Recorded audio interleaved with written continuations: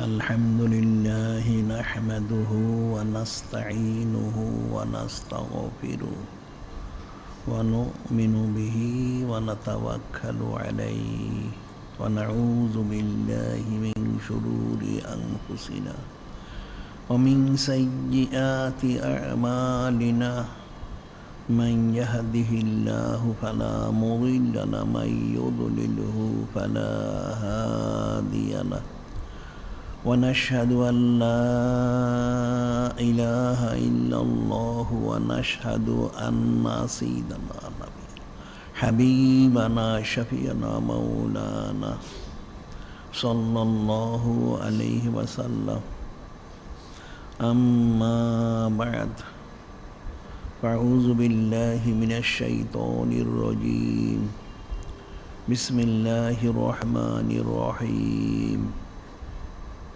إن الله وملائكته يصلون على النبي يا أيها الذين آمنوا صلوا عليه وسلموا تسليما اللهم صل على سيدنا حبيبنا شفيعنا مولانا وسيلة إليك وآله وسلم اللهم صل على سيدنا حبيبنا شفيعنا مولانا معدن الجود والكرم وآله وسلم اللهم صل على سيدنا حبيبنا شفيعنا مولانا النبي الأمي وآله وسلم اللهم صل على سيدنا حبيبنا شفيعنا مولانا وسيلة إليك وآله وسلم اللهم صل على سيدنا حبيبنا شفيعنا مولانا معدن الجود والكرم وآله وسلم اللهم صل على سيدنا حبيبنا شفيعنا مولانا النبي الأمي وآله وسلم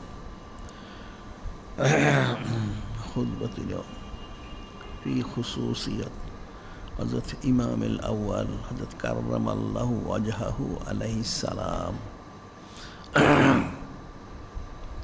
আজকের খুতবা হযরত ইমামুল আউয়াল হযরত কাররামাল্লাহু ওয়াজহাহু আলাইহিস সালাম ওনার খুসুসিয়ত ফাজাইল ফজিলত বুজুর্গি সম্মান মুবারক সম্পর্কে সুবহানাল্লাহ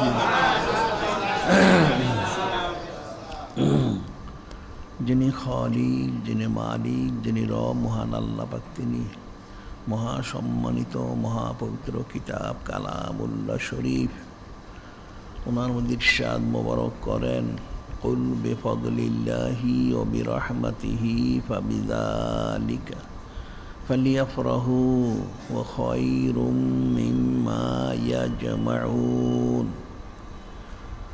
যিনি খালিক যিনি মালিক যিনি রব মহান আল্লাহ পাক তিনি ওনার মহাসম্মানিত মহাপবিত্র হাবিব মাহবুব নূরে মুজাসসাম হাবিবুল্লাহ হুজুর পাক সাল্লাল্লাহু আলাইহি ওয়াসাল্লাম ওনাকে জানিয়ে দিচ্ছেন তিনি যেন সমস্ত কায়নাত বান্দা বান্দি উম্মত জিন ইনসান সবাইকে বলে দেন সকলে মহাসম্মানিত এবং মহাপবিত্র ফজল মোবারক এবং মহাসম্মানিত এবং মহাপবিত্র রহমত মোবারক হিসেবে ওনাকে লাভ করতে পেরেছে এই জন্য তাদের সকলের দায়িত্ব হলো কর্তব্য হলো ফরজ হলো ওনার সম্মানার্থে শুকুর গুজারির সাথে ফালিয়া ফরাহু শরীফ খুশি মোবারক প্রকাশ করা সুবহানাল্লাহ আর এই খুশি মোবারক প্রকাশ করা হচ্ছে তাদের সকলের জিন্দিগির সমস্ত ইবাদত বন্দিগি থেকেও সর্বশ্রেষ্ঠ এবং সর্বোত্তম ইবাদত সুবহানাল্লাহ অর্থাৎ সমস্ত কায়নাত একমাত্র যিনি সৈয়দুল মুরসালিন ইমামুল মুরসালিন খাতামুন নবীন নূরে মুজাসসাম হাবিবুল্লাহ হুজুর পাক সাল্লাল্লাহু আলাইহি ওয়াসাল্লাম ওনার সম্মানার্থে সর্বপ্রকার নিয়ামত মোবারক পেয়েছে, পাচ্ছে এবং অনন্তকাল ধরে পেতেই থাকবে। সুবহানাল্লাহি ওয়া বিহামদিহি।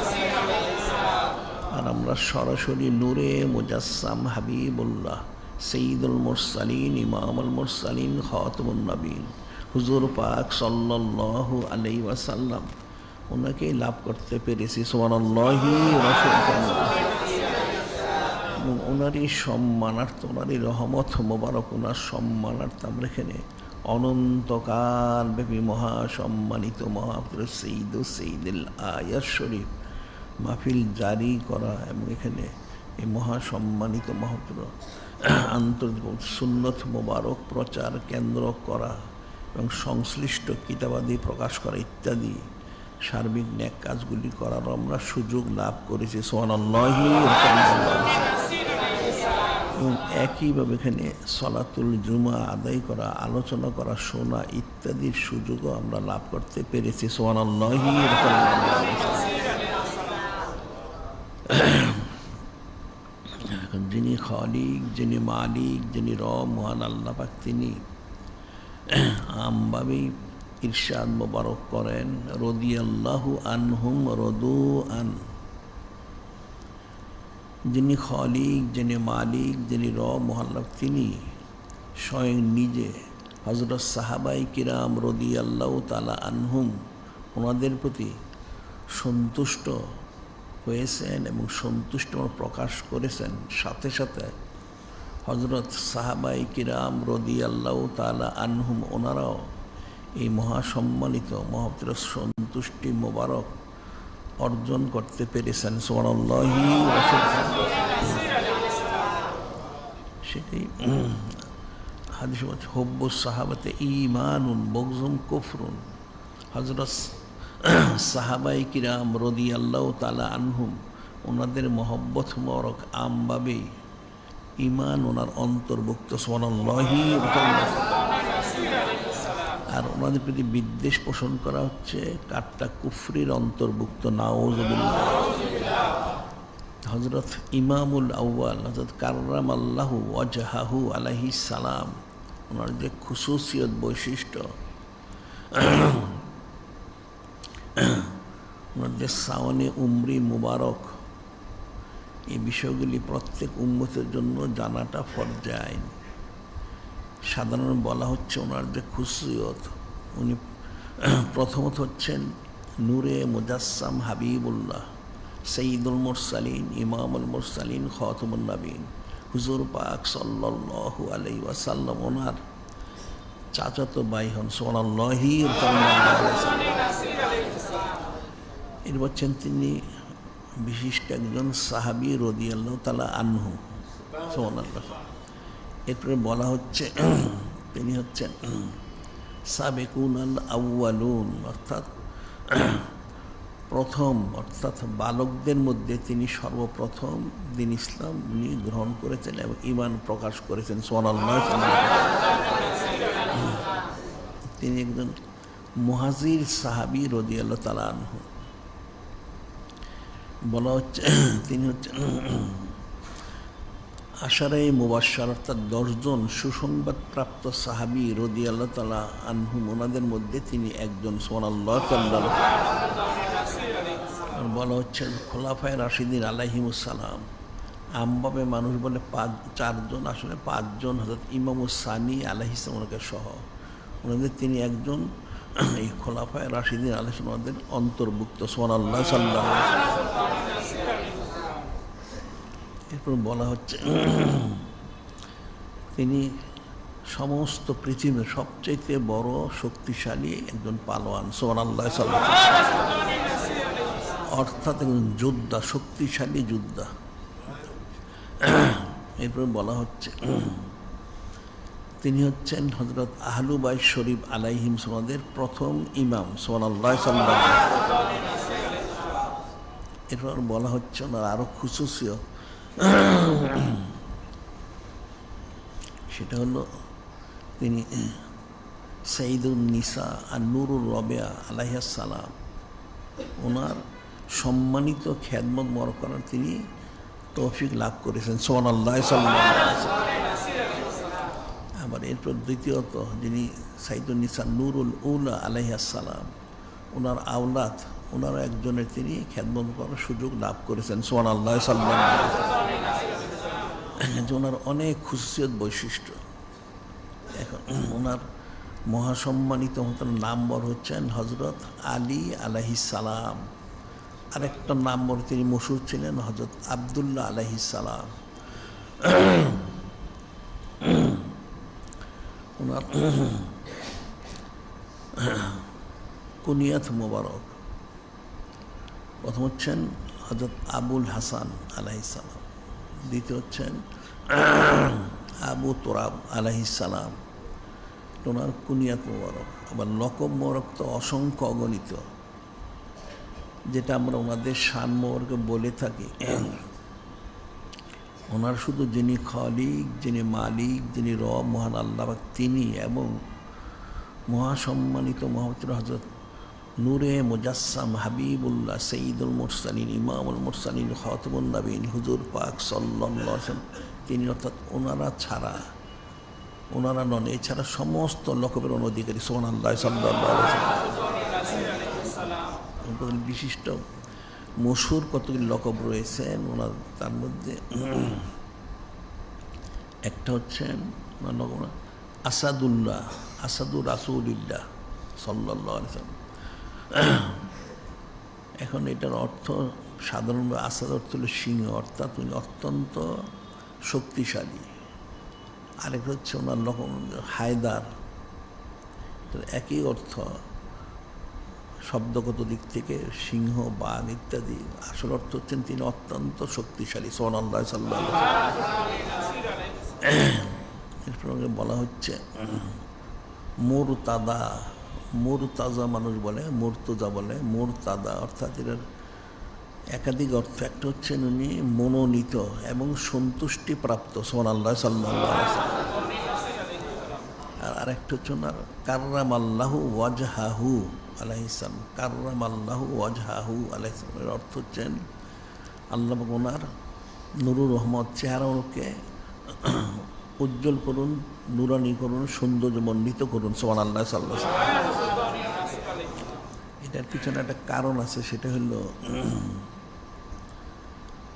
হযরত ওমর ইবনে আব্দুল আজিজ রহমতুল্লাহ আলাইহি, ওনার খেলাফতকালে একটা খারিজি ওনার কাছে এসে হযরত কাররামাল্লাহু ওয়াজহাহু আলাইহিস সালাম ওনার সম্পর্কে সে বলেছিল, ওনার নাম মরক সাথে সে চরম বেয়াদবি করে সাওয়াদ আল্লাহ, নাউজুবিল্লাহ।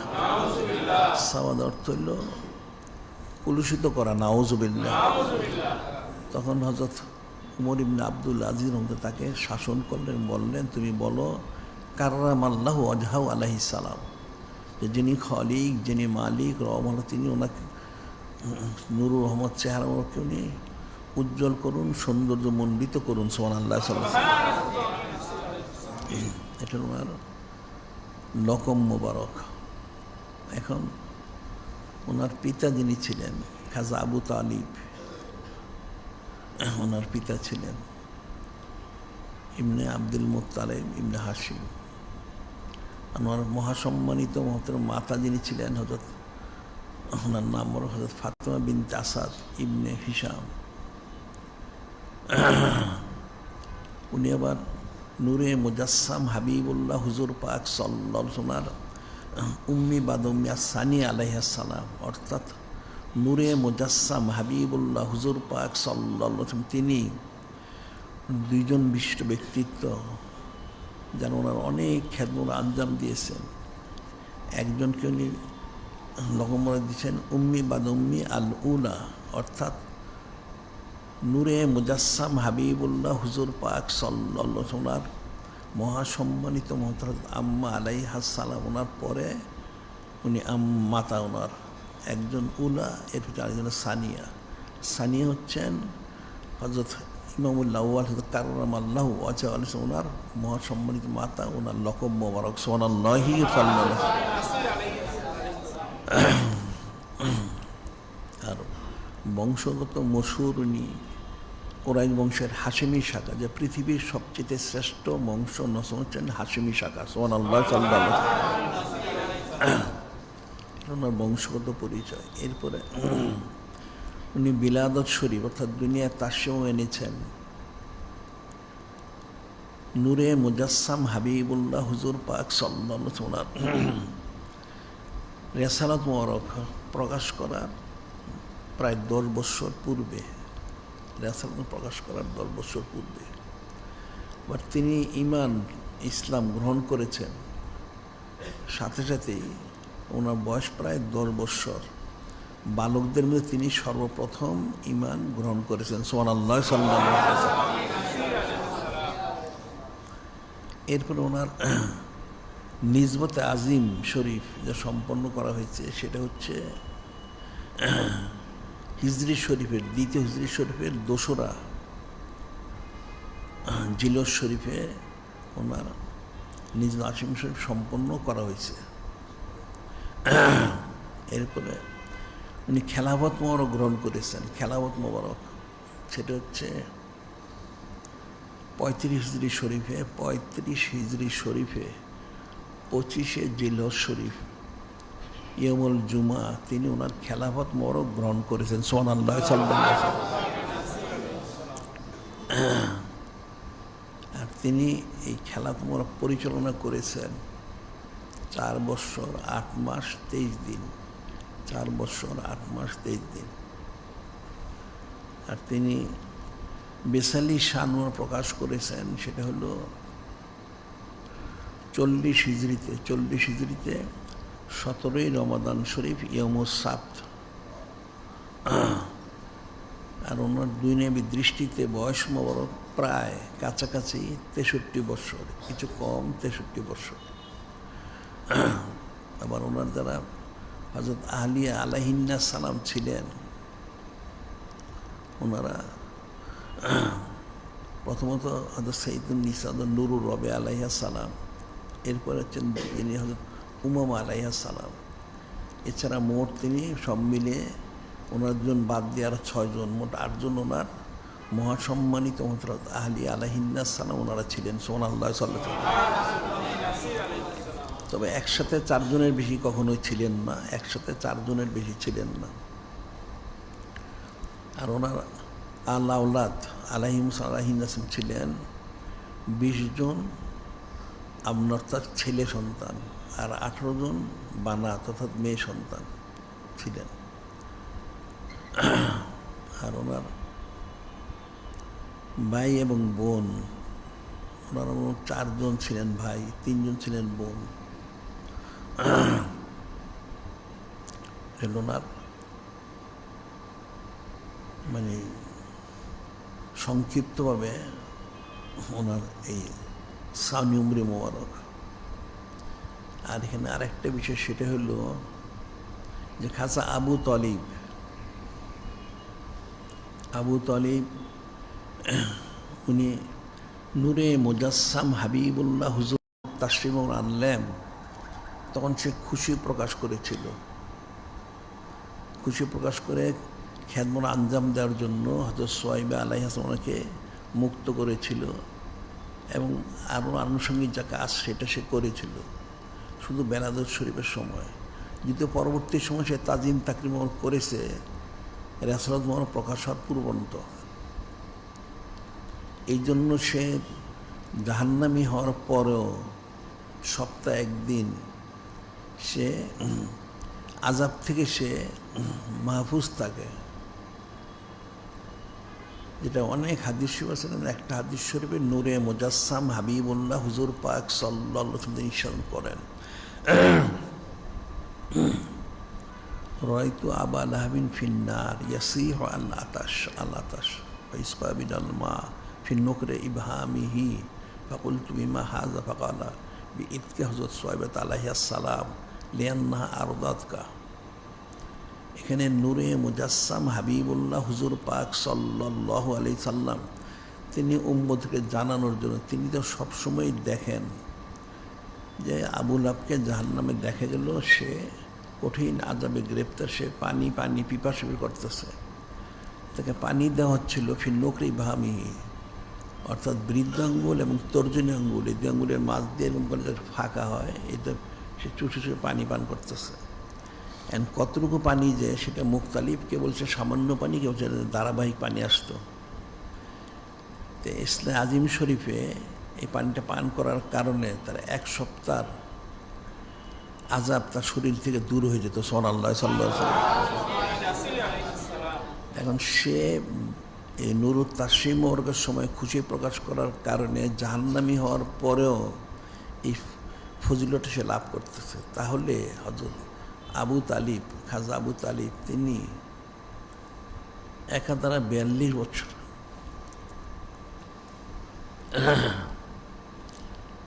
খেদমত আঞ্জাম দিলেন। এই 42 বছর আঞ্জাম দিতে গিয়ে অনেক তিনি নিজেও কঠিন অবস্থার সম্মুখীন হয়েছেন। যখন শিবা আবু তালেব সেখানে ছিলেন প্রায় 3 বছর, তিনি কুরাইশ এবং তাদের সংশ্লিষ্ট যারা ছিল তাদের যত বাধা ছিল সবগুলি তিনি তাদেরকে প্রতিরোধ করেছেন। তাহলে ওনার ফজিলতটা কি?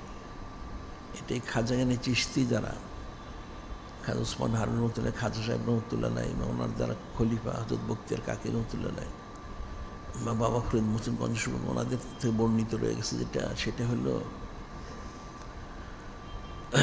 আখেরি জামানায় হযরত ঈসা রুহুল্লাহ উনি আসবেন। উনি এসে তো ওনার সময় মুসলমান ছাড়া কেউ থাকবে না, যারা ঈমান গ্রহণ করে তাদের শাস্তি মৃত্যুদণ্ড। তখন উনি খ্রিস্টানদেরকে বলবেন যে দেখো, আমি তোমাদের রসুল হযরত ঈসা রুহুল্লাহ আলাইহিস সালাম, তাই তোমরা সবাই ইসলাম গ্রহণ করো। তখন খ্রিস্টানরা বলবে যে ঠিক আছে, তারা গ্রহণ করে, একটা শর্ত আছে। কি শর্ত? আপনি যে সত্যি ঈসা রুহুল্লাহ হয়ে থাকেন, আমরা তো আপনাকে চিনি না, আমরা কখনো দেখি নাই, তাহলে আল্লাহ কোরআন শরীফে বলেছেন উবরিউল আকমা ওয়াল আবরাস ওহিল মাউতা বিইজনিল্লাহ। হযরত রুহুল্লাহ ওনার খুশিয়ত ছিল, তিনি জন্মান্ধ, কুষ্ঠরোগী এবং মুর্দাকে জিন্দা করতে পারতেন। তাহলে আপনি যদি আমাদেরকে একজন মুর্দাকে জিন্দা করে দেখাতে পারেন, তাহলে সমস্ত খ্রিস্টান মুসলমান হয়ে যাবে। যে ঠিক আছে, ঠিক আছে, তাহলে কোন মুর্দাকে জিন্দা করতে আমাকে দেখাও। তারা নিয়ে যাবে সেই খাজা আবু তালেব, ওনার যে কবর, সেখানে নিয়ে বলবে যে এই যে কবরটা অনেক পুরানা, কত বছর আগে আমাদের জানা নাই, যদি ওনাকে জিন্দা করতে পারেন তাহলে সমস্ত খ্রিস্টানরা মুসলমান হয়ে যাবে। ঠিক আছে, তিনি বলেন কুম বিইজনিল্লাহ। বলার সাথে সাথে খাজা আবু তালেব দাঁড়ায় গেলেন, দাঁড়ায় যাবেন, দাঁড়ায় যান, দেখেন ওনার সমস্ত শরীর আগুন জ্বলতেছে, জ্বলতে থাকবে। তখন হযরত রুহুল্লাহ বলবেন, হে খাজা আবু তালেব, আপনি বলেন তো দেখি, আমি কি সত্যি হযরত ঈসা রুহুল্লাহ ইসলাম? উনি বলবেন হ্যাঁ, আপনি সত্যি। এমন কালেম সে পাঠ করেন, উনি কালেম সে পাঠ করবেন।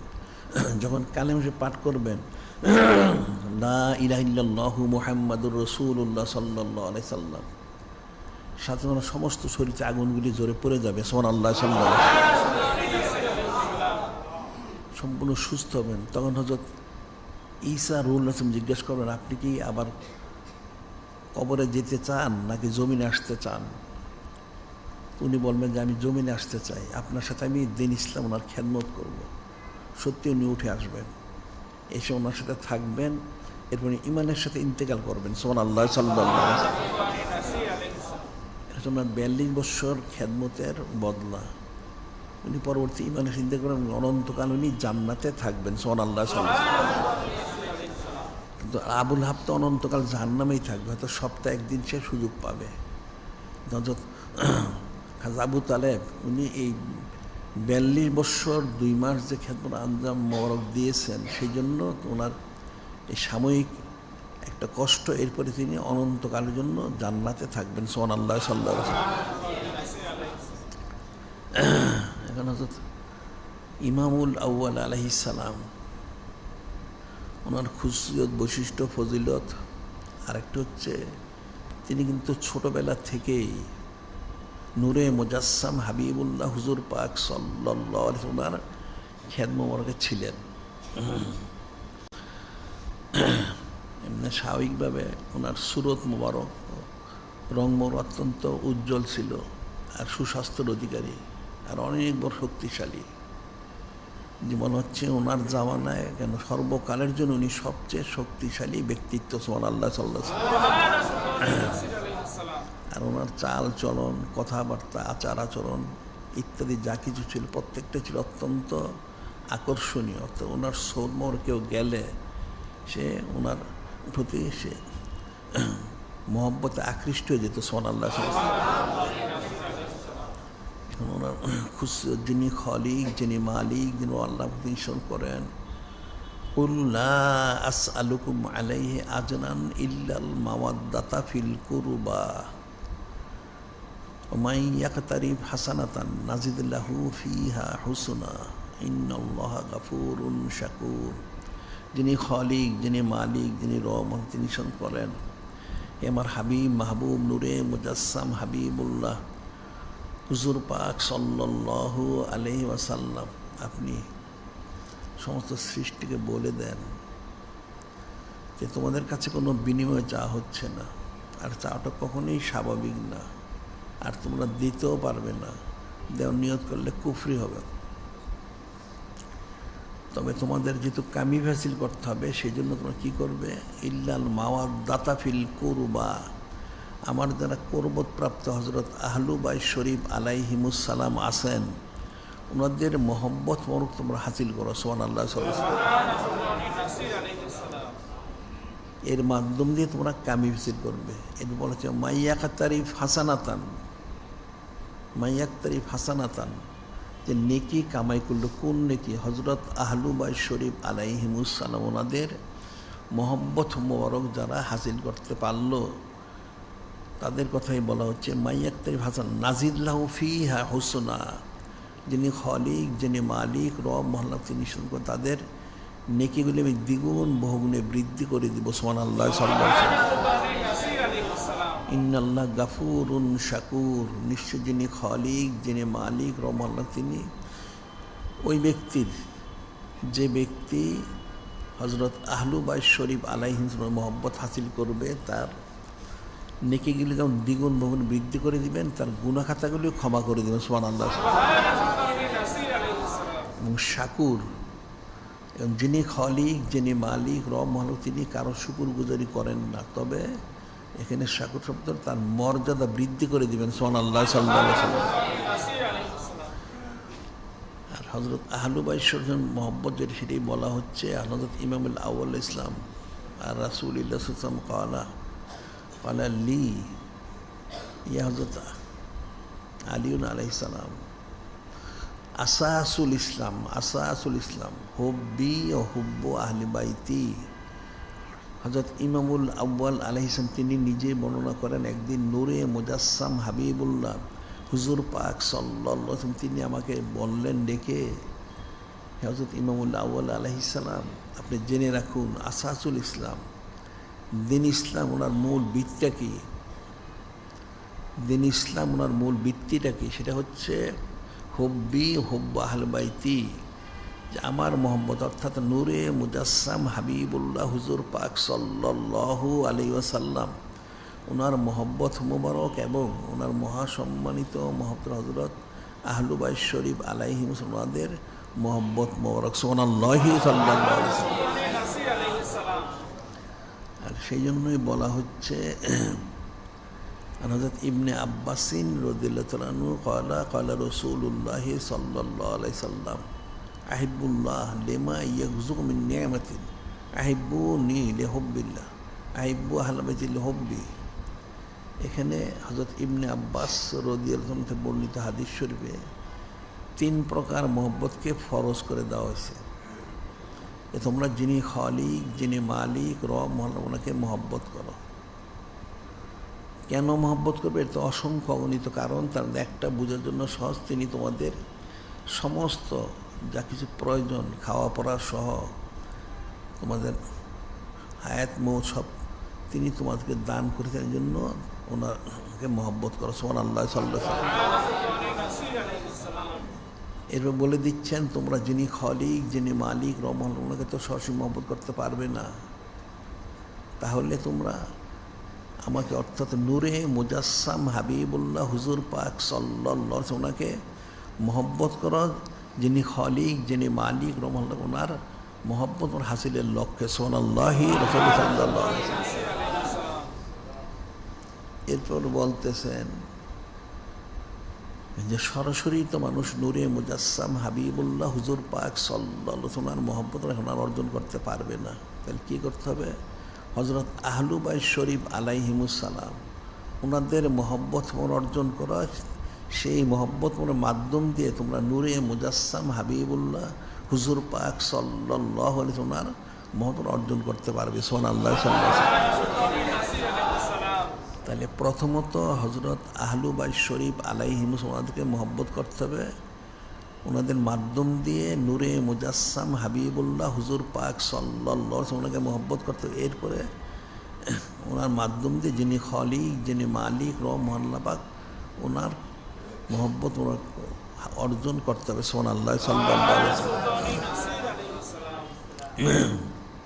সেজন্য কিন্তু হাদিস শরীফ একাধিক আছে, যেমন তারাকতু ফিকুম ফিয়াতাইন কিতাব আল্লাহি ওয়া ইতরাতি, তারাকতু ফিকুম ফিয়াতাইন কিতাব আল্লাহি ওয়া সুন্নতি, যে নূরে মুজাসসাম হাবিবুল্লাহ হুজুর পাক সাল্লাল্লাহু আলাইহি ওয়াসাল্লাম নিশ্চয় করেন, আমি তোমার জন্য দুটা নেয়ামত রেখে যাচ্ছি, যতদিন আঁকড়িয়ে থাকবে গুমরাহ হবে না। প্রথমটা তিনি নিশ্চয় করলেন, যিনি খলিক, যিনি মালিক, রহমান, ওনার কালামুল্লাহ শরীফ কিতাব মোবারক এবং আমার মহাসম্মানিত মহব্বত আহলু বাইত শরীফ আলাইহিমুস সালাম ওনাদেরকে। সুবহানাল্লাহ সাল্লাল্লাহু আলাইহি ওয়াসাল্লাম। এরপর দ্বিতীয়ত বললেন যে মহাসম্মানিত মহব্বতের কিতাব কালামুল্লাহ শরীফ এবং দ্বিতীয় হচ্ছেন মহাসম্মানিত মহব্বতের সুন্নত মোবারক। সুবহানাল্লাহ। এই বিষয়গুলি যদি কোনো বান্দাবান্দি জিনিস দৃঢ়তার সাথে ধারণ করতে পারে, আঁকড়িয়ে ধরতে পারে, অবশ্যই সে হেদায়েত প্রাপ্ত হবে। সুবহানাল্লাহ সাল্লাল্লাহু আলাইহি ওয়াসাল্লাম। আর মানুষ যতই আমল করুক, তাদের আমলগুলি যদি সে হাকিকি আকীদা শুদ্ধ না করতে পারে, তো সে কোনো দিন সে তাকমিলে বুঝতে পারবে না। আকীদা শুদ্ধ তাকে করতে হবে। এই জন্যে বলা হচ্ছে হাদিস শরীফে হযরত ইমামুল্লাহ আউয়াল সুমনি বর্ণনা করেছেন যে নূরে মুজাসসাম হাবিবুল্লাহ হুজুর পাক সাল্লাল্লাহু আলাইহি ওয়াসাল্লাম তিনি বলেন, আদিবু আওলাদকুম আলা সালাসি খিসালিন, তোমরা তোমাদের আলা আওলাদ মা তাহাদের অধীনস্থদেরকে আদব শিক্ষা দাও। কি আদব শিক্ষা দিবে? তিনটা বিষয়। প্রথম হচ্ছে হব্বে নবীকুম সাল্লাল্লাহু আলাইহি সাল্লাম, যে নূরে মুজাসসাম হাবিবুল্লাহ হুজুর পাক সাল্লাল্লাহু আলাইহি ওয়াসাল্লাম মহব্বত অর্জন করতে হবে, এই আদবটা শিক্ষা দিতে হবে। সুবহানাল্লাহ সাল্লাল্লাহু আলাইহি ওয়াসাল্লাম। আর দ্বিতীয় হব্বে আহলে বাইতি রাসূলিল্লাহ সাল্লাল্লাহু আলাইহি সাল্লাম, হযরত আহলু বাইত শরীফ আলাইহিমুস সালাম ওনাদের মহব্বত অর্জন করতে হবে, সেই আদবটা শিখতে হবে। সুবহানাল্লাহ সাল্লাল্লাহু আলাইহি ওয়াসাল্লাম। এরপর হচ্ছে কিরাআতুল কোরআন, অর্থাৎ শুধু কোরআন শরীফ তেলাওয়াত করা না, এর ইলিমটা অর্থাৎ দ্বীনি ইলিম। আগে আকীদা শুদ্ধ করবে, তারপর ইলিম অর্জন করবে। শুধু ইলিম অর্জন করলে হবে না, আকীদা অশুদ্ধ হইলে সে কোনোদিন নাজাত পাবে না। ইবলিস 6 লক্ষ বছর বন্দি করেছে, হযরত ফেরেশতা মুআল্লিম সে ছিল, কিন্তু সে তো নাজাত পায়নি, কারণ তার আকীদা ত্রুটি ছিল। নাউযুবিল্লাহ। যে আকীদা শুদ্ধ করতে হবে, প্রথম মহব্বত অর্জন করতে হবে, তাহলে আমলগুলি কবুল হবে। হযরত আহলু বাইত শরীফ আলাইহিম ওনাদের, আর সেই আহলু বাইত শরীফ প্রথম ইমামই হচ্ছেন হযরত ইমামুল আউয়াল হযরত কাররামাল্লাহু ওয়াজহাহু আলাইহিস সালাম, তিনি। সুবহানাল্লাহ সাল্লাল্লাহু আলাইহি ওয়াসাল্লাম। ওনার সম্পর্কে হাদিসে বলা হচ্ছে, হযরত সাদ ইবনে আবি ওয়াক্কাস রাদিয়াল্লাহু তাআলা ক্বালা রাসূলুল্লাহ সাল্লাল্লাহু আলাইহি ওয়াসাল্লাম লিহযরত আলী আনতা মিন্নি বিমানজিল হারুন মুসা ইল্লা আন্নাহু লা নাবিয়্যা বাদি। হযরত সাদ ইবনে আবি ওয়াক্কাস তিনি বর্ণনা করেন, নূরে মুজাসসাম হাবিবুল্লাহ হুজুর পাক সাল্লাল্লাহু আলাইহি ওয়াসাল্লাম তিনি নিশ্চয় করেন, আনতা মিন্নি বেমঞ্জিলাতে হযরত হারুন হাসান হযরত মিন মূসা আলাইহিস সালাম ইল্লা আন্নাহু লা নাবিয়্যা বাদি, যে হে হযরত কাররামাল্লাহু ওয়াজহাহু, আপনি হচ্ছেন আমার কাছে তদ্রূপ যেমন হযরত কালিমুল ইসলাম হযরত হারুন আলাইহিস সালাম ছিলেন, তবে ওনার পরে তিনি নবী হয়েছেন, আমার পরে কেউ নবী হবে না, কিন্তু এছাড়া সমস্ত ফজিলতগুলো আপনার থাকবে। সুবহানাল্লাহ, সাল্লাল্লাহু আলাইহি ওয়াসাল্লাম। এদিকে একটা বুঝে আরেকটা বলা হচ্ছে আনাদ যায়েদ ইবনে আরকাম রাদিয়াল্লাহু আনহু আন্না নাসা ক্বালা মান কুনতু মাওলাহু, হযরত আলী হোসেন মাওলাহু, মান কুনতু মাওলাহু হযরত আলী হোসেন মাওলাহু, আমি যার অভিভাবক ঠিক একইভাবে হযরত ইমামুল আউয়াল ইসলাম তিনিও তাদেরই অভিভাবক। সুবহানাল্লাহ, সাল্লাল্লাহু আলাইহি ওয়াসাল্লাম। এখানে সরাসরি নূরে মুজাসসাম হাবিবুল্লাহ হুজুর পাক সাল্লাল্লাহু আলাইহি ওয়াসাল্লাম কায়ে মাকামুনি। সুবহানাল্লাহ, সাল্লাল্লাহু আলাইহি ওয়াসাল্লাম। এখন সাধারণভাবে যেটা বলা হয়, আমরা যেটা বলে থাকি যে বেহেশত আর দোজখের যে সৃষ্টিটা, আসলে বেহেশত সৃষ্টি করা হয়েছে নূরে মুজাসসাম হাবিবুল্লাহ হুজুর পাক সাল্লাল্লাহু আলাইহি ওয়াসাল্লামকে এবং হযরত আহলু বাইত সম্পর্কে মহব্বত যারা করবে তাদের জন্য, আর দোজখটা ঠিক তার বিপরীত। সেটাই হাদিসে বলা হচ্ছে আমাদের ইবনে আব্বাস রাদিয়াল্লাহু ক্বালা হুব্বু হযরত আলী আলাইহিস সালাম ইয়াকুলু যুনুবা কামা তাকুলু নারুল হাতাব। হযরত ইবনে আব্বাস রাদিয়াল্লাহু বলতেছেন হুব্বু হযরত ইমাম আউয়াল আলাইহিস সালাম ইয়াকুলু যুনুবা কামা তাকুলু নারুল হাতাব। প্রথম বলতেছেন যে হযরত ইমামুল আউয়াল আলাইহিস সালাম ওনার মহব্বত মোবারক মানুষের গুনাহগুলি কেমন মিটিয়ে দেয়, যেমন লাকড়িকে আগুন নিশ্চিহ্ন করে দেয়। হযরত ইমামুল আউয়াল সম্পর্কে যারা মহব্বত করে তাদের আর কোনো গুনাহ খাতা থাকবে না। সুবহানাল্লাহ, সাল্লাল্লাহু আলাইহি ওয়াসাল্লাম। বলতেছেন লাও লাও ইস্তামান নাসু আলা হুব্বিহি, লাও ইস্তামান নাসু আলা হুব্বিহি লামা খালাকাল্লাহু জাহান্নাম। বলতেছেন যদি মানুষ, সমস্ত মানুষ হযরত ইমামুল আউয়াল আলাইহিস সালাম ওনাকে মহব্বত করতো খালেসভাবে, তাহলে আল্লাহ পাক জাহান্নাম সৃষ্টি করতেন না। সুবহানাল্লাহ, সাল্লাল্লাহু আলাইহি ওয়াসাল্লাম। ওনাকে যদি সমস্ত মানুষ সমষ্টিগত মহব্বত করতে পারত, তাহলে যিনি খলিক, যিনি মালিক রহমান, তিনি জাহান্নাম সৃষ্টি করতেন না। অর্থাৎ হযরত আহলু বাইত শরীফ আলাইহিমুস সালাম ওনাদেরকে যারা মহব্বত করবে না তাদের জন্যই জাহান্নাম, নাউজুবিল্লাহ।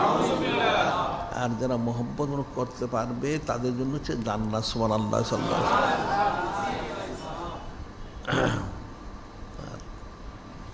একটা হাদিসে বলা হচ্ছে আন উম্মুল মুনাস সাদিসা আলাইহিস সালাম ক্বালাত ক্বালা রাসূলুল্লাহ সাল্লাল্লাহু আলাইহি সাল্লাম মান সাব্বা হযরত আলী আলাইহিস সালাম ফাকাত সাব্বানি।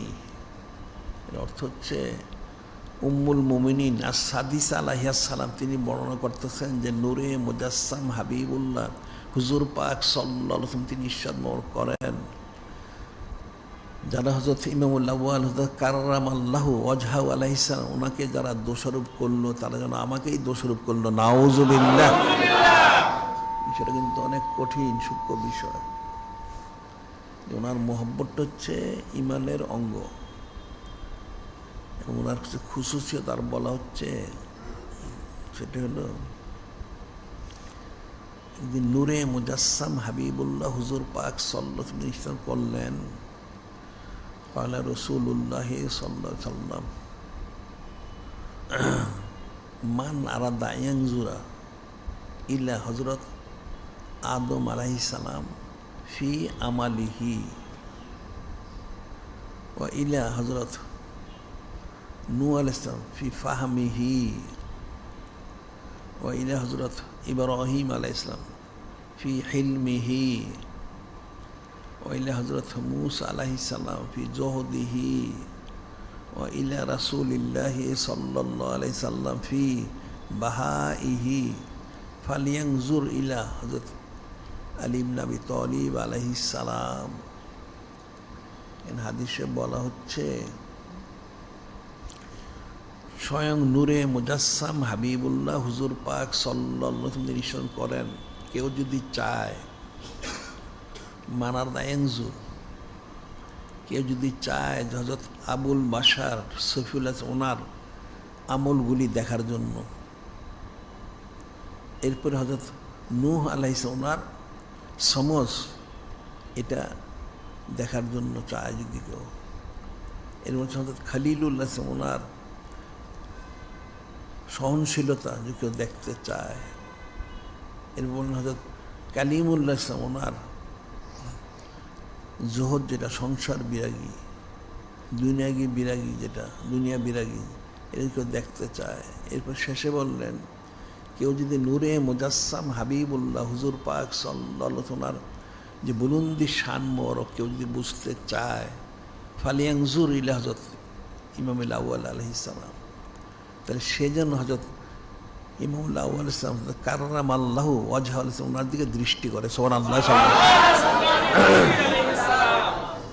অর্থাৎ ওনার মধ্যে এই সমস্ত সিফতগুলি পরিপূর্ণভাবে রয়েছেন, সুবহানাল্লাহ সাল্লাল্লাহু আলাইহি ওয়াসাল্লাম। ওনার ফজিলতটা কতটুকু এটা ফিকির করতে হবে। আবার আরেকটা হাদিসে বলা হচ্ছে হযরত ফারুক আযম ক্বালা রাসূলুল্লাহ সাল্লাল্লাহু আলাইহি ওয়াসাল্লাম লাওয়ান্নাস সামাওয়াতি ওয়াল আরদ, লাওয়ান্নাস সামাওয়াতি ওয়াল আরদ মাওদুআতানে ফি কিফাতিন ওয়া ঈমানু হযরত আলী ইসলাম ফি কিফাতিন, রাজা ঈমানু হযরত আলী ইসলাম আলী আলাইহিস সালাম। বলা হচ্ছে যদি আসমান এবং জমিন, 7 আসমান 7 জমিন যদি এক পাল্লায় রাখা হয়, আর হযরত ইমামুল আউয়াল ওনার ইমান যদি এক পাল্লায় রাখা হয়, তাহলে ওনার যে পাল্লায় ইমানটা রাখা হবে সেই পাল্লায় ওজন বেশি হবে, সুবহানাল্লাহ সাল্লাল্লাহু আলাইহি ওয়াসাল্লাম। এই যে ওনার খুশিয়তের কোনো শেষ নেই। ওনাকে যে বলা হচ্ছে সারা পৃথিবীর মধ্যে তিনি শুরু থেকে শেষ পর্যন্ত সকালের মধ্যে সবচেয়ে শক্তিশালী। এটার জন্য বলা হয় দুইটা ওয়াকিয়াতে বোঝা যায় স্পষ্ট। একটা হলো এটা খন্দকের জিহাদের সময়, ওই সময় কাফেররা বলতো, কাফেরদের বক্তব্য যে পৃথিবীর সবচেয়ে বড় যোদ্ধা ছিল, পালোয়ান ছিল আমর ইবনে আবদ। আমর ইবনে আবদ পৃথিবীর সবচেয়ে বড় শক্তিশালী, তারা কাফেররা স্বীকার করত। এবং কাফেরদের বড় বড় যারা পালোয়ান যোদ্ধা, তারাও তার মুখোমুখি কেউ হতো না, ভয় করতো তাকে। যাদেরকে বলা হতো যে হাজার যোদ্ধা সমান শক্তিশালী, তারাও তাকে ভয় করত। তো ওই কাফেরটা মুক্তালিব বর্ণনা যে সে বদরের জেহাদে এসেছিল, তবে আহত সে পালাইছে এখান থেকে, সে আবার খন্দকের জেহাদের সময় আসছে। খন্দকের জেহাদের সময় তো কাফেরগুলি সারা আরবের কাফেরগুলি এক হয়ে আসছিল। এদিকে নূরে মুজাসসাম হাবিবুল্লাহ হুজুর পাক সাল্লাল্লাহু আলাইহি ওয়াসাল্লাম তিনি খন্দক করেছিলেন, অর্থাৎ নালা তৈরি করেছিলেন চারদিকে, একটু গভীর করে এবং প্রশস্ত অনেক। একদিকে একটু সরু ছিল, যখন কাফেরগুলি আসলো সে তারা তো প্রবেশ করতে পারলো না, বাইরে তারা অপেক্ষা করতে থাকলো। যে স্থানটা একটু সরু ছিল সেখান দিয়ে ওই আমর ইবনে আবদ যে কাফেরটা, সেটা এসে তার সাথে কিছু কুরাইশদের নিয়ে, তাদের কথিত বড় পালোয়ান তাদেরকে নিয়ে সেখানে খুব হইচই করতেছিল। সে সাধারণভাবে জানতো যে তার সামনে কেউ আসবে না।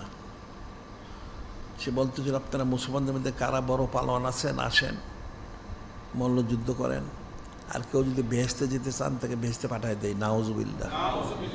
কেউ শহীদ হইতে চাইলে তাকে আমি শহীদ করে দিব, নাউজুবিল্লাহ। সে অনেক কথা বলতে থাকলো। ঠিক তার বিপরীত পাশে নূরে মুজাসসাম হাবিবুল্লাহ হুজুর পাক সাল্লাল্লাহু আলাইহি ওয়াসাল্লাম তিনি ছিলেন, ওনার সাথে বিশিষ্ট সাহাবাই কিরাম রাদিয়াল্লাহু ওনারাও ছিলেন, হযরত ইমামুল আউয়াল আলাইহিস সালাম উনিও ছিলেন। সে একবার বলল তো বলার পর হযরত ইমামুল আউয়াল হযরত কাররামাল্লাহু ওয়াজহু আলাইহিস সালাম তিনি বললেন, ইয়া রাসূল আল্লাহ, ইয়া হাবিব আল্লাহ সাল্লাল্লাহু আলাইহি, আপনি আমাকে অনুমতি দান করুন আমি তার জবাব দেই। তার বিষয়টাকে বোঝানোর জন্য বললেন, সে কিন্তু আমর ইবনে আবদ, আপনি একটু বসুন। একবার, আবার সে দ্বিতীয়বার চিৎকার করা শুরু করলো। হযরত ইমামুল আউয়াল কাররামাল্লাহু উনি আবার বললেন, ইয়া রাসূল আল্লাহ, হাবিব আল্লাহ, আমাকে অনুমতি দান করুন। তখনও নূরে মুজাসসাম হাবিবুল্লাহ হুজুর পাক সাল্লাল্লাহু আলাইহি ওয়াসাল্লাম তিনি বললেন, সে কিন্তু আমর ইবনে আবদ, কাফেরদের ঘোষিত পৃথিবীর সবচেয়ে বড় যোদ্ধা, আপনি একটু বসুন। দুইবার, তিনবার, চতুর্থবার যখন সে আবার চিৎকার শুরু করলো, তখন হযরত ইমামুল আউয়াল আলাইহিস সালাম তিনি বললেন, ইয়া রাসূল আল্লাহ, হাবিব আল্লাহ, আমাকে অনুমতি দান করুন, আপনি আমাকে দোয়া করুন, আমি তাকে চোখের পলকে নিশ্চিহ্ন করে দিব। তখন স্বয়ং নূরে মুজাসসাম হাবিবুল্লাহ হুজুর পাক সাল্লাল্লাহু আলাইহি ওয়াসাল্লাম তিনি দোয়া করলেন এবং পাগড়ি মোবারক বেঁধে দিলেন, বর্ম পরায় দিলেন, বর্ম। এরপরে ওনার একটা তরবারি ছিল সেটা দিলেন, দিয়ে ওনাকে ফু দিয়ে দিলেন এবং দোয়া করলেন যে বারে এলাহি,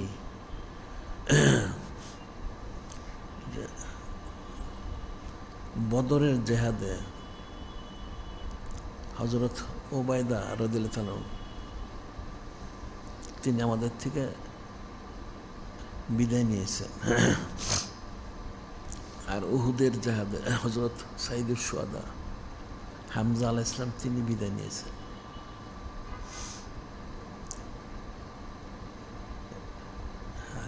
খন্দকের জেহাদ, খন্দকের জেহাদে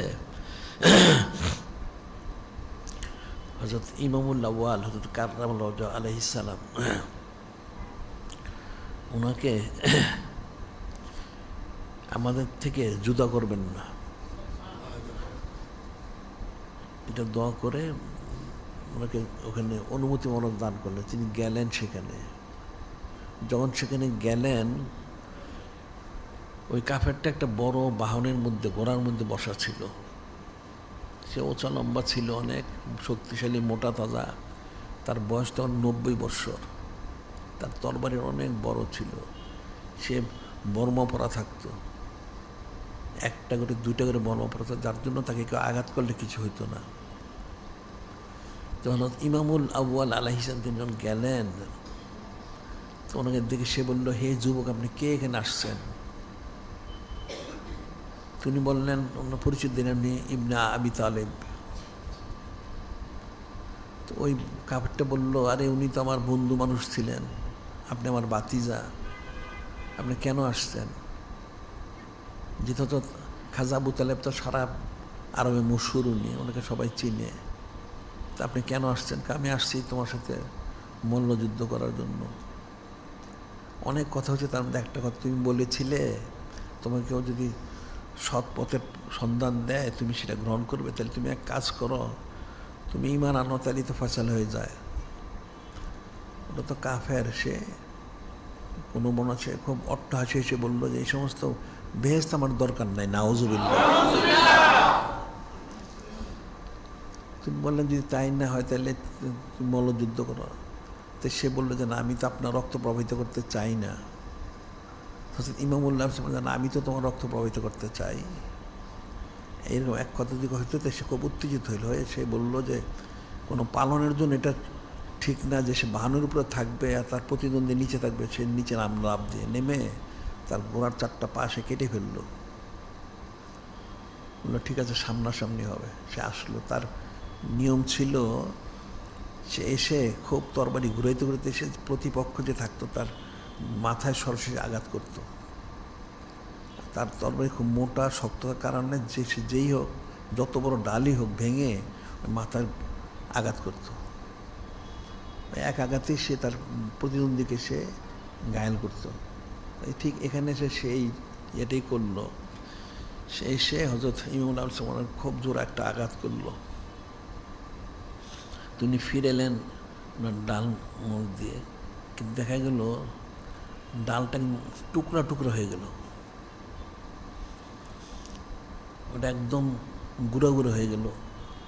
শেষে গিয়ে তার তরবারিটা গিয়ে এক কিনার দেখে নিয়ে ওনার কপাল মোবারক এটা লাগলো, একটু ডেবে গেল, সে রক্ত প্রবাহিত হতে থাকলো। ইমামুল্লাহ দেখলেন যে এখন সে দ্বিতীয় আঘাত করে, সে ফিরে না কিছু নাই, উনি গুড়ায় ওনার তরবারি মোবারক তাকে এমন একটা আঘাত করলেন তার গলার মধ্যে, সে আঘাত কিন্তু আসাদুল্লাহ একদম তরবারিটা তার নাভিবন থেকে পৌঁছলো। সুবহানাল্লাহ, সে দুই টুকরো সে পড়ে গেল। সুবহানাল্লাহ। উনি খুব জোরে তকবির দিলেন, পিছনে যারা ছিল তার অন্যান্য কাফেরগুলি, কোরাইশগুলি, সেগুলি তো সব বয়স কিন্তু সব পালাইলো। একটা যুদ্ধে পরে মারা গেছে, মেরে ফেলেছেন একটাকে, আরগুলি পালাই গেছে। এই যে বিষয়টা, এটা তো যখন এই ঘটনা ঘটলো, কাফেরা তো কঠিন চিন্তিত হয়ে গেল যে এই আমর বিন আব যেটা, সে কোনো দিন কারোর সাথে পরাস্ত হয় না, তার প্রতিপক্ষ সে প্রথমে একটা আঘাত দিয়ে সে শেষ করে দিত। এখানে দেখা গেল তাকে তিনি একদম দুই টুকরো করে দিলেন। সুবহানাল্লাহ। সেটাই বলা হচ্ছে যে হযরত ইমামুল্লাহ ওয়াল হযরত কাররামাল্লাহু ওয়াজহাহু ইসলাম, উনি পৃথিবীর সবচাইতে বড় শক্তিশালী বড় যোদ্ধা। সুবহানাল্লাহ।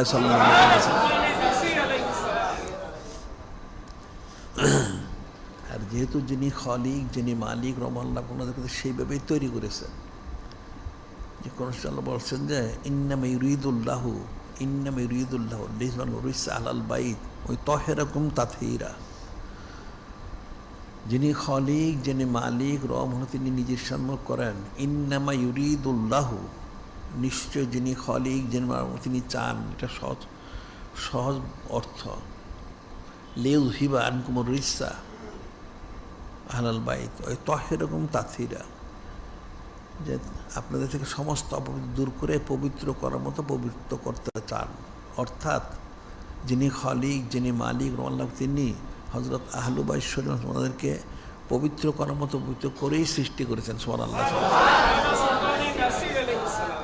আর এটারই ব্যাখ্যায় নূরে মুজাসসাম হাবিবুল্লাহ হুজুর পাক সাল্লাল্লাহু আলাইহি ওয়াসাল্লাম তিনি করেন, আনা আহলু বাইতি মুতাহহারুনা মিনাজ যুনুব, আনা আহলু বাইতি মুতাহহারুনা মিনাজ যুনুব, আমি আমার আহলু বাইত ওনার সমস্ত প্রকার গুনাহ থেকে, অপবিত্র থেকে আমরা পবিত্র। সুবহানাল্লাহ। আর আরেকটা হাদিস শরীফে বলা হচ্ছে, এটার আরেকটা ব্যাখ্যা অর্ধেক, বাকি অর্ধেক সেটাই বলা হয়, যেটা হযরত ইমামুল্লাহ সুবরি বর্ণনা করেছেন। আন্নান নবী সাল্লাল্লাহু আলাইহি ওয়াসাল্লাম কানা ইয়াকুলু নাহনু আহলু বাইতিন, যে নূরে মুজাসসাম হাবিবুল্লাহ হুজুর পাক সাল্লাল্লাহু আলাইহি ওয়াসাল্লাম তিনি প্রায় এটা ইরশাদ করতেন যে নাহনু আহলু বাইতিন, আমরা হযরত আহলু বাইতের অন্তর্ভুক্ত। তহারাহুমুল্লাহ, এখানে কেউ না, একমাত্র যিনি খালিক, যিনি মালিক আল্লাহ, তিনি আমাদেরকে পবিত্র করার মতো পবিত্র করেছেন। কত পবিত্র! তহরুম মিন শাজারাতিন নবুওয়াত মাউদের রিসালা মুক্তাল মালাইকা বাইতুর রহমা মাদানী ইলম, যে আমাদেরকে পবিত্র করেছেন নবুওত বৃক্ষ, রেসালতের স্থান, রেসালত থেকে, নবুওত থেকে, এবং রহমত থেকে, ইলিম থেকে, এবং হযরত ফেরেশতাদের খেদমত থেকে, সমস্ত কিছু আমাদেরকে বেনিয়াজ করেছেন। সুবহানাল্লাহ। কত পবিত্র ওনারা, এটা তোর ভাষা দিয়ে প্রকাশ করা সম্ভব না। সেজন্য ওনার মোতাহার মোতাহির, ওনাদের খুসুসিয়তটা, এটা প্রত্যেক উম্মতের জন্য এখানে ফিকিরের বিষয় রয়ে গেছে, যে হযরত আহলু বাইত ওনাদেরকে আল্লাহ পাক পবিত্র মতো পবিত্র করেই সৃষ্টি করেছেন। কিন্তু এরপরে দেখা যায় মানুষ চুচারা কিলোকাল করে, নাউজুবিল্লাহ। সেটাই বলা হচ্ছে হাদিস শরীফে,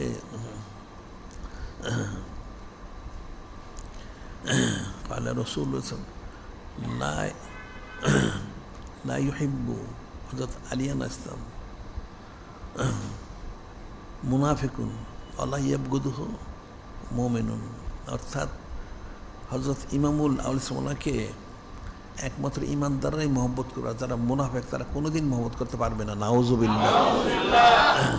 ওনার যে খুসুসিয়তটা, বৈশিষ্ট্য, পবিত্রতা বলার মতো না। এবার আরেকটা যেটা বলা হয় যে ওনার যিনি সবচেয়ে বড় শক্তিশালী যে যোদ্ধা ছিলেন, এটা হলো আবার খাইবর বিজয়ের সময় ঘটনা ঘটেছে। খাইবরের সময় সেখানে যে ঘটনা, সেটা হলো বেশ কয়েকদিন জেহাদ চলতেছিল, কিন্তু ইহুদিগুলি দুর্গের ভিতরে নিজেদেরকে আবদ্ধ করে রেখেছিল। দুর্গ প্রবেশ করার কোনো রাস্তা ছিল না। তো অনেক বড় একটা দরজা ছিল, এটা বন্ধ করে রেখেছিল। দেয়ালগুলো অনেক উঁচু উঁচু, আর দেয়ালের দিকে গেলে তারা ওই তার দুর্গের উপর থেকে তারা তীর ধনুক মারত, আর দরজাও বন্ধ।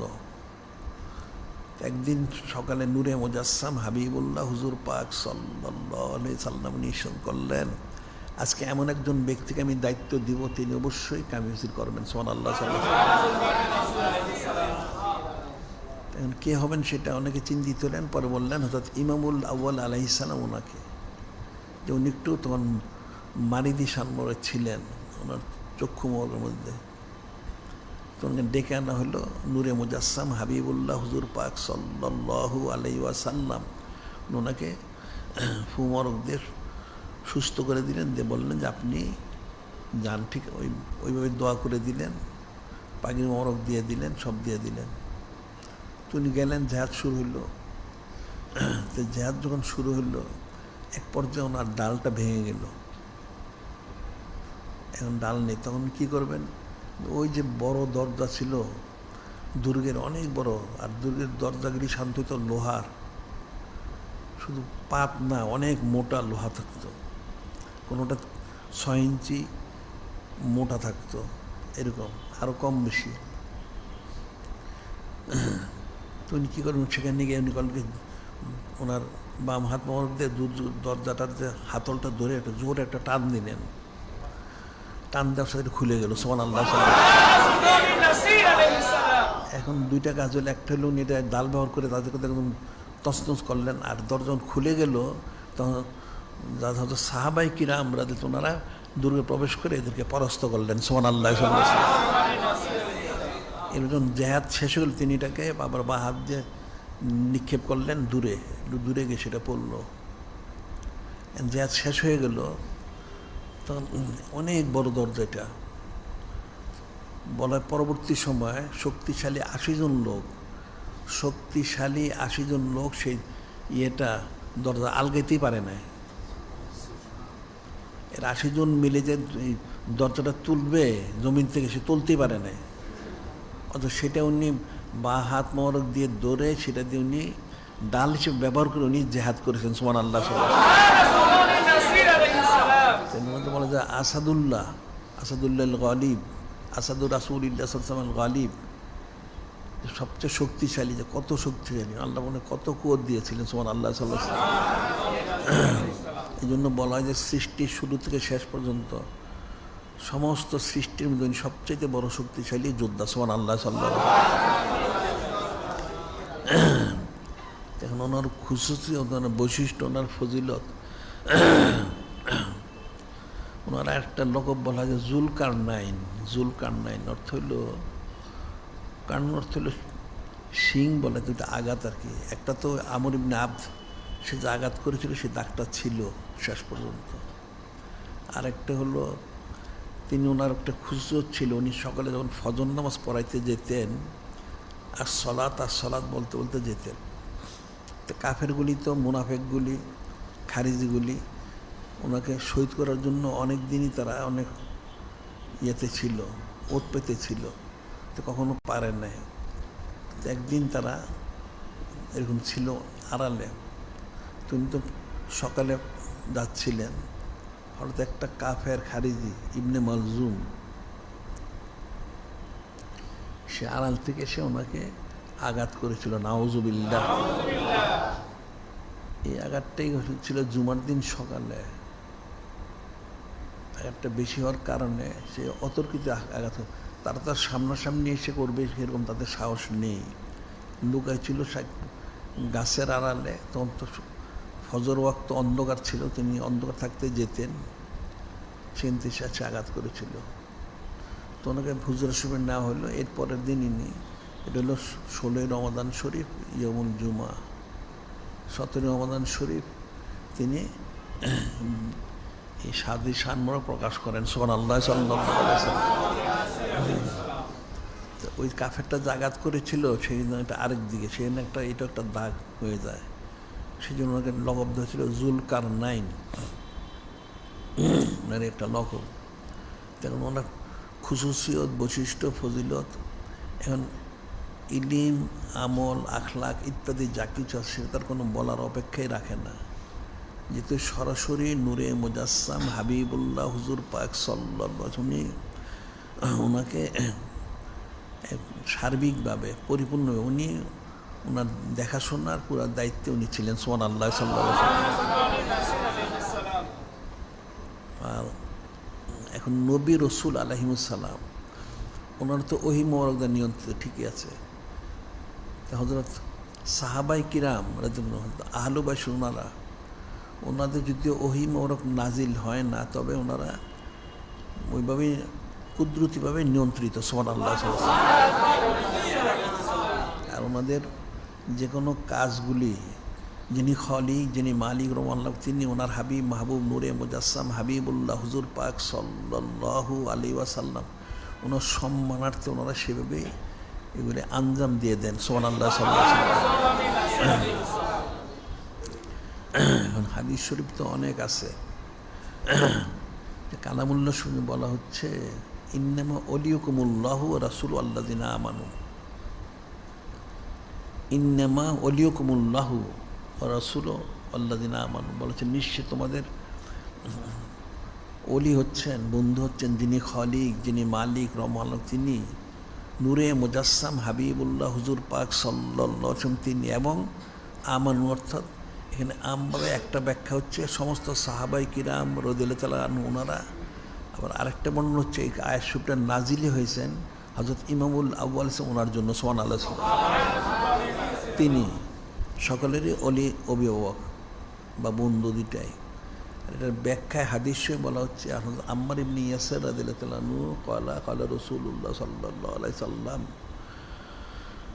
যে মান আমানা বি ওয়া সাদ্দাকানি, মান আমানা বি ওয়া সাদ্দাকানি ফালিয়াতাওয়াল্লাহ হযরত আলিয়ান আলাইহি ইবনে আবি তালিব আলাইহিস সালাম ফাইন্না ওয়ালায়াতাহু ওয়ালায়াতাহু ওয়ালায়াতি ওয়ালায়াতি ওয়ালায়াতুল্লাহ। এখানে আম্মার ইবনে ইয়াসির রাদিয়াল্লাহু তাআলা তিনি বর্ণনা করতেছেন নূরে মুজাসসাম হাবিবুল্লাহ হুজুর পাক সাল্লাল্লাহু আলাইহি ওয়াসাল্লাম তিনি ইরশাদ করেন যে আমার উম্মতের মধ্যে যারা মান আমানা বি ওয়া সাদ্দাকানি, যারা আমার প্রতি ঈমান এনেছে, ঈমানদার দাবি করে, আমাকে সত্য বলে বিশ্বাস করে, তাদের জন্য দায়িত্ব হচ্ছে, কর্তব্য হচ্ছে ফালিয়াতাওয়াল্লাহ। সেই জন্য হযরত ইমামুল আউয়াল ওনার সাথে মহব্বত স্থাপন করে সুবহানাল্লাহ, অর্থাৎ ওনাকে যেন মহব্বত করে। কেন? নিশ্চয়ই ওনার মহব্বত হচ্ছেন আমার মহব্বত অন্তর্ভুক্ত সুবহানাল্লাহ। আর আমার মহব্বত হচ্ছেন যিনি খলিক, যিনি মালিক আল্লাহ, ওনার মহব্বত অন্তর্ভুক্ত সুবহানাল্লাহ। যে নূরে মুজাসসাম হাবিবুল্লাহ হুজুর পাক সাল্লাল্লাহু আলাইহি ওয়াসাল্লাম তিনি যেমন নিঃসন্দেহ করে, ঠিক একইভাবে যিনি খলিক, যিনি মালিক আল্লাহ, তিনিও ওনার এই বিষয়টা স্পষ্ট করে দিয়েছেন। তারপর আরেকটা শুনে দেখছেন মাইয়াতাওয়াল্লাহু রাসূলাহু আল্লাযিনা আমানু ফাইন্না হিজবাল্লাহি হুমুল গালিবুন। এখানে একটা আয়াত বলা হচ্ছে ওনার শানুল নাজিল করা হয়েছে, যারা যিনি খলিক, যিনি মালিক রহমাল্লাহ ওনাকে মহব্বত করে, নূরে মুজাসসাম হাবিবুল্লাহ হুজুর পাক সাল্লাল্লাহু আলাইহি ওয়াসাল্লাম ওনাকে মহব্বত করে, এবং আমানু আমভাবে সমস্ত সাহাবায়ে কিরাম রাদিয়াল্লাহু তাআলা খাসভাবে হযরত ইমামুল আউয়াল ওনাকে মহব্বত করবে। এর বলা হচ্ছে ফাইন্না হিজবাল্লাহি হুমুল গালিবুন। এই শ্রেণীর যারা হবে তারা হবে যিনি খলিক, যিনি আল্লাহ ওনার প্রতিনিধিদের অন্তর্ভুক্ত সুবহানাল্লাহ। এবং ওনারাই সর্বাবস্থায়, সর্বক্ষেত্রে, সর্বস্থানে ওনারা কামি হাসিল করবেন সুবহানাল্লাহ সাল্লাল্লাহু আলাইহি ওয়াসাল্লাম। এখানে যিনি খলিক, যিনি মালিক রহমাল্লাহ পাক, ওনার সাথে নূরে মুজাসসাম হাবিবুল্লাহ হুজুর পাক সাল্লাল্লাহু আলাইহি ওয়াসাল্লাম তিনি ওনার সাথে সংযুক্ত করেছেন হযরত ইমামুল আউয়াল আলাইহিস সালাম ওনাকে সুবহানাল্লাহ সাল্লাল্লাহু আলাইহি ওয়াসাল্লাম। তো ওনার ফজিলতটা খুঁজতে তাহলে কত বড়, এটা একটা ফিকিরের বিষয়। এখন এগুলি তো মানুষ ফিকির করে না, মানুষ বুঝবে কোত্থেকে ওনাদের খুশুসিয়ত বৈশিষ্ট্য। আসলে তো অনেক লম্বা বিষয়, যদিও তিনি জমিনে প্রায় 63 বছরের কাছাকাছি সময় অবস্থান মোরক করেছেন, কিন্তু কার্যক্রম তো অনেক। আবার 4 বছর 8 মাস 23 দিন প্রায় খেলাফত পরিচালনা করেছেন, কিন্তু অনেক কার্যক্রম। আবার সেই শুরু থেকে ইমামুল্লাহ আলাইহিস নূরে মুজাসসাম হাবিবুল্লাহ হুজুর পাক সাল্লাল্লাহু আলাইহি ওনার যে খেদমত আঞ্জাম মোরক দিয়েছেন, এটা একটা কল্পনাতীত বিষয়।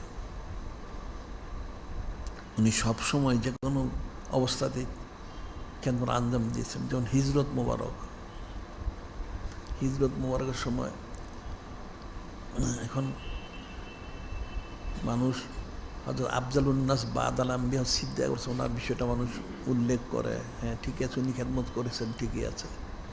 কিন্তু ইমামুল আউয়াল আলাইহিস উনি যে খেদমত আঞ্জাম দিলেন, যে নূরে মুজাসসাম হাবিবুল্লাহ হুজুর পাক সাল্লাল্লাহু আলাইহি ওয়াসাল্লাম তিনি যখন করবেন, কাফেরা তো সমস্ত হুজুর সব ঘেরাও করেছিল। তো নূরে মুজাসসাম হাবিবুল্লাহ হুজুর পাক সাল্লাল্লাহু আলাইহি উনি বললেন, আপনি আমার বিছানা মোবারকে আপনি এখানে বিশ্রাম নেন। ওনাকে এখন শোয়াই দিয়ে চাদুদের ডেকে রওনা হইলেন। তো কাফেরা তো দেখতে পারলো না, নূরে মুজাসসাম হাবিবুল্লাহ হুজুর পাক উনি চলে গেলেন, হিজমা করলেন। এদিকে যখন সকাল হইল, তখন কাফেরা আসলো, কি ব্যাপার উনি এখন বেরোচ্ছেন না কেন, হুজুর সবে আসছে। এদিকে ইমামুল্লাহ উনি খুব ওনার যে চাদরটা মোটা একটা কাপড় দিয়ে মাথায় এবং পায়ে ডেকে শুয়ে রয়েছেন, কিন্তু তারা তো এটা খুলতে, তাদের শক্তি সামর্থ্য অতটুকু ছিল না যে খুলতে পারবে। উনি কিন্তু দৌড়িয়ে রেখেছেন, কিন্তু কাফেরা তো ইচ্ছা করলে সরাসরি উপরে তরবারি চালাইতে পারত, উনি কিন্তু সেই চিন্তাটা করেননি। আর আরেকটা বিষয়, ওনার আকীদার বিষয় আছে এখানে, সেটা হলো যে নূরে মুজাসসাম হাবিবুল্লাহ হুজুর পাক সাল্লাল্লাহু আলাইহি ওয়াসাল্লাম তিনি যখন হিজরত মোড়ে যাচ্ছিলেন, তখন বলে গেলেন যে আমার কাছে তো অনেক আমানতের মাল আছে এখানে কাফেরদের, তা আপনি এই মালগুলি দিয়ে 3 দিন পরে আবার আপনি হিজরত মোড়কে আমার কাছে চলে যাবেন, ঠিক আছে। তো উনি নিশ্চিত ছিলেন যে কাফের উনি কিছু করতে পারবেন না, কারণ স্বয়ং নূরে মুজাসসাম হাবিবুল্লাহ হুজুর পাক সাল্লাল্লাহু আলাইহি ওয়াসাল্লাম তিনি নিজেই বলছেন যে আপনি আমানতের মালগুলি দিয়ে 3 দিন পরে আপনি হিজরত মোবারক করবেন। ওনাকে জিজ্ঞাসা করা হচ্ছে যে আপনি যে চাদর মধ্যে এত টাইট করে ধরে রাখলেন, কাফেরা তো তরবারিতে আঘাত করতে পারতো, উনি না করতে পারবে না আমি জানি, আমি যেন জোরে ধরে রেখেছি যে তারা আমার এখানে ব্যস্ত থাকুক, ওদিকে যেন না যায়। তো অনেক টানাটানি করলো, তারা পারেন, পরে তিনি নিচ থেকেই খুললেন, অনেকক্ষণ পরে খুলে বসলেন। কী ব্যাপার, যে নূরে মুজাসসাম হাবিবুল্লাহ হুজুর পাক উনি কোথায়, ওনার খবর তো আমার কাছে না, খবর তো তোমরাই রাখো। এখন তাদের ওখান থেকে বের হয়ে গেল। এই যে বিষয়টা উনি যে আঞ্জামটা দিলেন, উনি কিন্তু ওনার নিজের জীবনের কোনো ফিকির করেননি, সুবহানাল্লাহ সাল্লাল্লাহু আলাইহি ওয়াসাল্লাম। আবার ওনার আকীদার কত বিশুদ্ধ, যে নূরে মুজাসসাম হাবিবুল্লাহ হুজুর পাক সাল্লাল্লাহু আলাইহি ওয়াসাল্লাম তিনি ইশারা করেছেন যে আমানতের মালগুলি 3 দিনের মধ্যে দিয়ে এর আমি যেন হিজরত মোবারক করি, সুবহানাল্লাহ সাল্লাল্লাহু আলাইহি ওয়াসাল্লাম। তিনি তাই করেছেন। এই যে বিষয়গুলি এর প্রত্যেকটা ক্ষেত্রেই তিনি সেই আঞ্জাম মোবারক দিয়েছেন, সুবহানাল্লাহ সাল্লাল্লাহু আলাইহি ওয়াসাল্লাম। আবার এদিকে নূরে মুজাসসাম হাবিবুল্লাহ হুজুর পাক সাল্লাল্লাহু আলাইহি ওয়াসাল্লাম তিনি মদিনা শরীফ তাশরিফ যখন নিলেন, তখন তো শত্রু তো সব দিকে, সারা দিকে কাফেরগুলি ঘুরাঘুরি করে। তাহলে সাহাবাই কিরাম রাদিয়াল্লাহু তাআলা বললেন, ইয়া রাসূল আল্লাহ, হাবিব আল্লাহ, আমরা তাহলে আপনাকে আমরা পাহারা দিব। এখন যিনি খলিক, যিনি উনি তো কুদ্দুতি হেফাজত করেই যাচ্ছেন, যে ঠিক আছে। ওনারা দলবদ্ধভাবে কাফেলাভুক্ত হয়ে 5 জন 10 জন 20 জন করে প্রতি রাত্রে দিতেন, এই হুজুর সাহেবের চারদিকে ওনারা পাহারা দিতেন। আল্লাহ পাক একটা আয়াত নাযিল করলেন, আল্লাহ ইয়াসুম মিনান নাস, অর্থাৎ যে ওনাদের পাহারা দেওয়ার দরকার নেই, যিনি খলিক, যিনি মালিক আল্লাহ পাক, তিনি নিজেই আপনাকে কুদরত হেফাজত করবেন। সুবহানাল্লাহ। শরীফে যেদিন নাজিল হইল সেদিন হযরত ইমামুল আউয়াল উনি ছিলেন দায়িত্বে মূল। তো নূরে মুজাসসাম হাবিবুল্লাহ হুজুর পাক সাল্লাল্লাহু আলাইহি ওয়াসাল্লাম তিনি হুজরা শরীফ থেকে ওনার নুরুল হুদা মাথান বের করে বললেন, হে হযরত ইমামুল আউয়াল আলাইহিস সালাম, আপনাদের আর পাহারা দিতে হবে না, আপনারা চলে যান। এটা আল্লাহ পাক যিনি খলিক, যিনি মালিক, রব, তিনি আয়াতুন নাজিল করেছেন।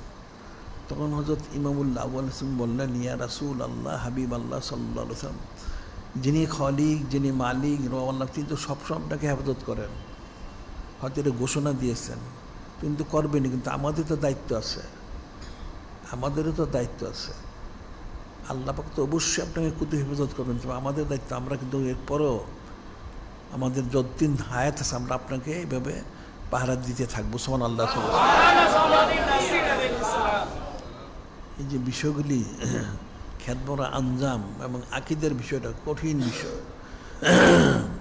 কিন্তু ওনার অনেক খুশুসিয়ত, এটা তো হাদিস শরীফের তো শেষ নেই। ওনার অনেক ফজিলত, অনেক বুঝুক, অনেক সম্মান। এই জন্য আমরা বলি যে এক কথায়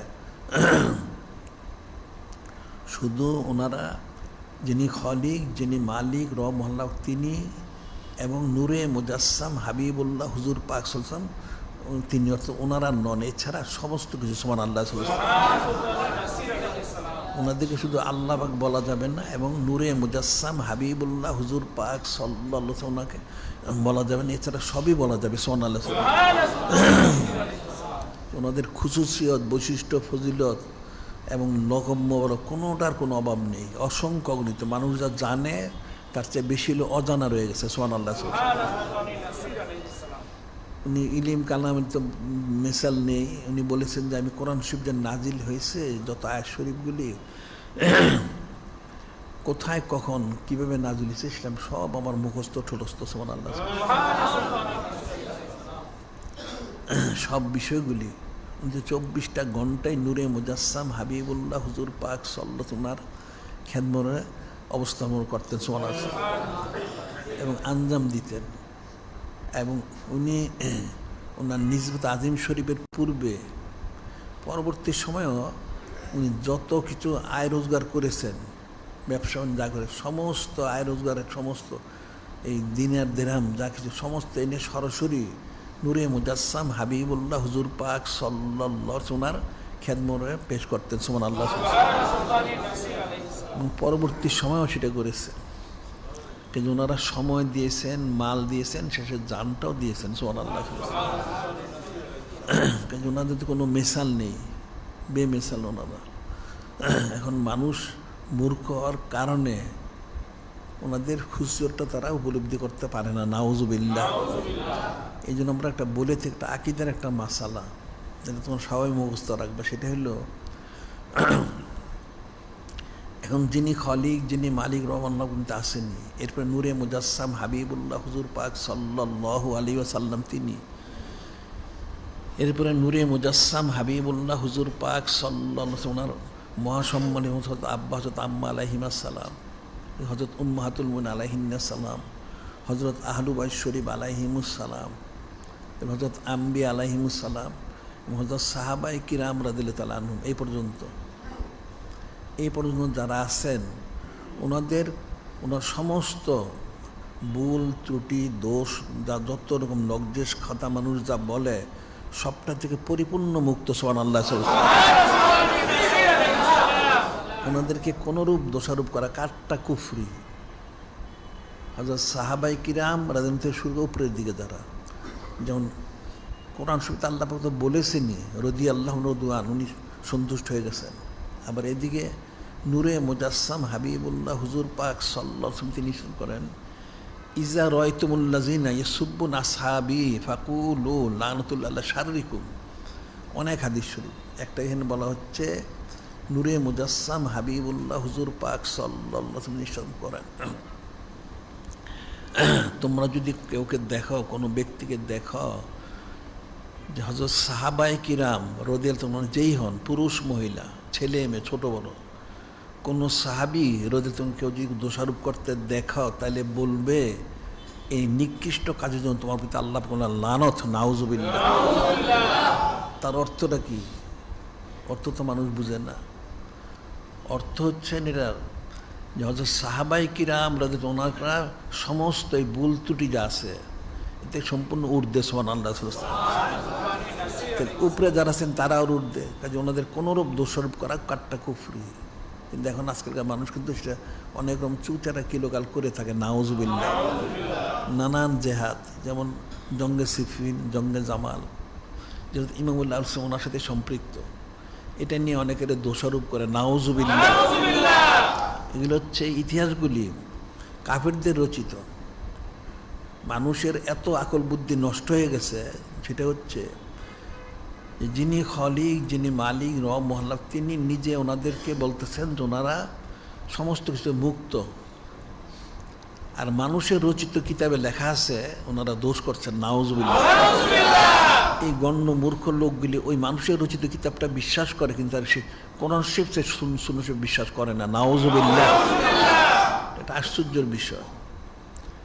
একে তো নূরে মুজাসসাম হাবিবুল্লাহ হুজুর পাক সাল্লাল্লাহু আলাইহি ওয়াসাল্লাম তিনি শান করেছেন, আবার যিনি খলিক, যিনি মালিক, আল্লাহ তিনিও বলেছেন ওনাদের সম্পর্কে, ওনারা মাহফুজ, সংরক্ষিত।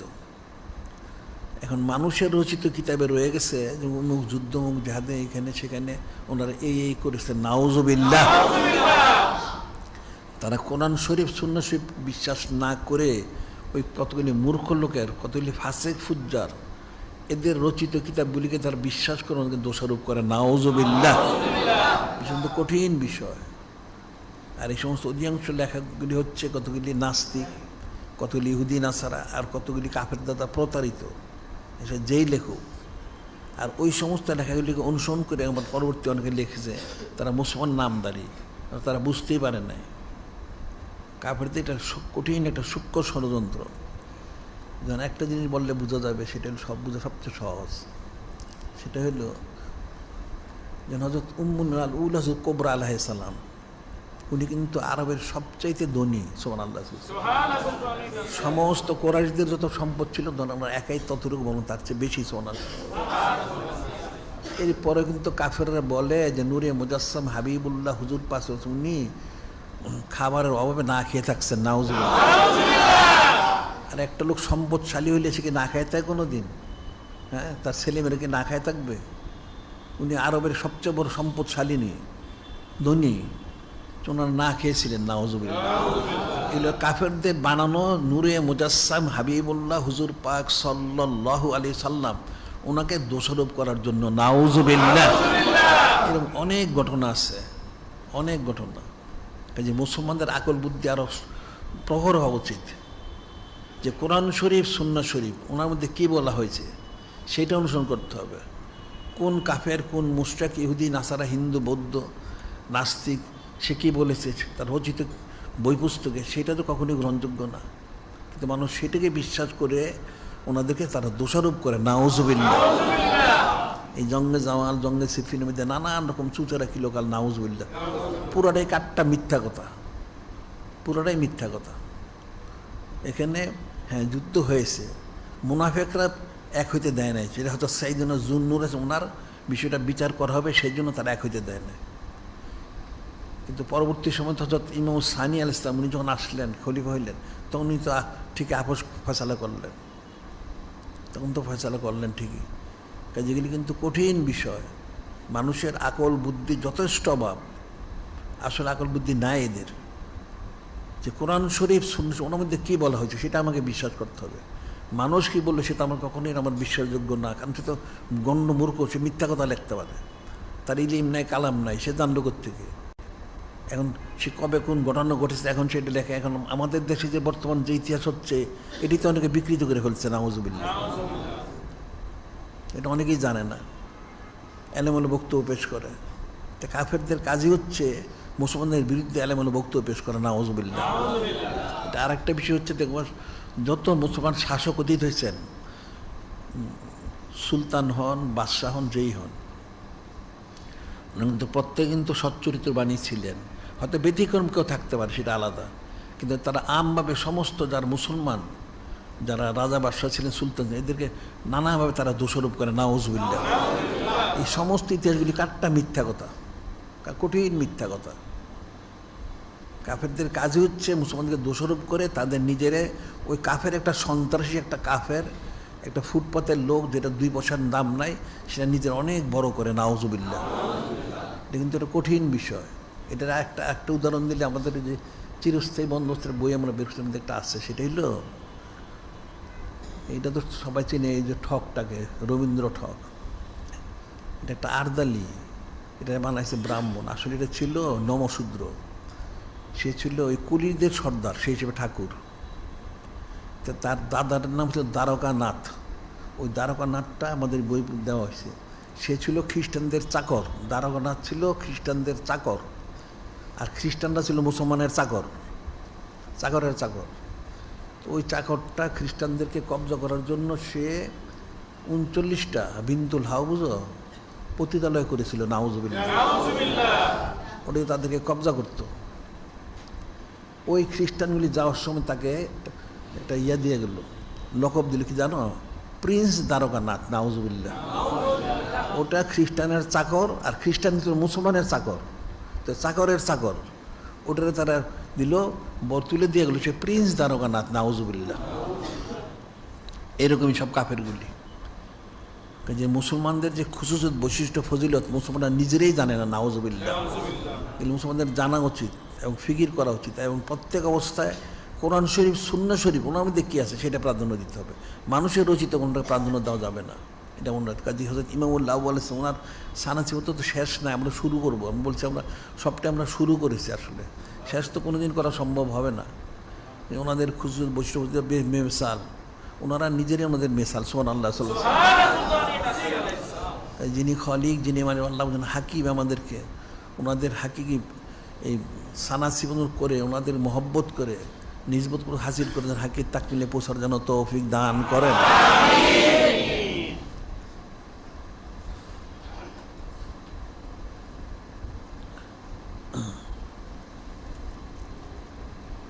এখানে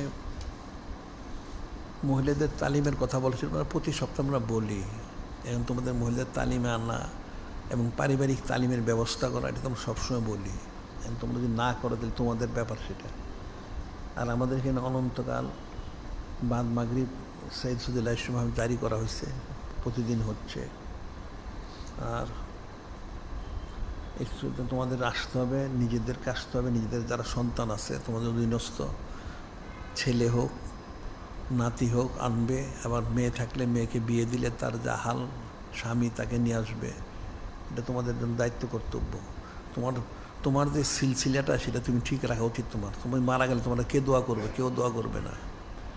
তোমার ছেলেরা যদি দিনদার পরিষ্কার হয়, এই সিলসিলা দাখিল হয়ে যায়, তাহলে তুমি ফজিলতটা পাবে। ছেলে হোক মেয়ে হোক, মেয়ের আহাল হোক বা নাতি নাতনি যারা আছে, তাদেরকে সবাইকে এনে প্রবেশ করাইবে, সোবতে নিয়ে আসবা। আর দৈনিক আলোচনা শরীফ প্রতিদিন বেরোচ্ছে, এটার মধ্যে 6 পৃষ্ঠা থাকে বিশেষ এলমে দিন সংক্রান্ত, নূরে মুজাসসাম হাবিবুল্লাহ হুজুর পাক সাল্লাল্লাহু আলাইহি বিষয়গুলি। এটা তোমাদের প্রত্যেকেরই পড়া উচিত। আর আমাদের কিতাব রেসালা সহ তো প্রায় 600-র বেশি হয়ে গেছে। এগুলি সংগ্রহ করবে, পড়বে। তালিমের জন্য প্রত্যেকটাই উপযুক্ত। এছাড়া আবার আলাদা মসজিদ উম্মুল উমাম আলাইহিস সালাম কিতাব বের করেছে, সেটাও সংগ্রহ করবে।